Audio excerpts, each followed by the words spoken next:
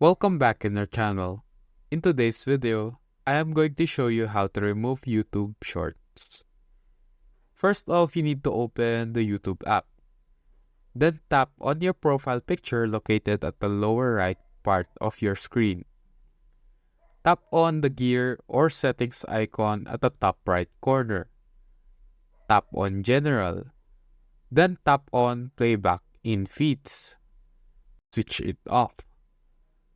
Now go back to your homepage. Browse for a shorts video.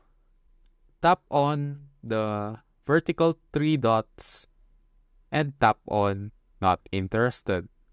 Do this repeatedly until all the shorts are removed. Refresh your homepage by scrolling up, and there you go.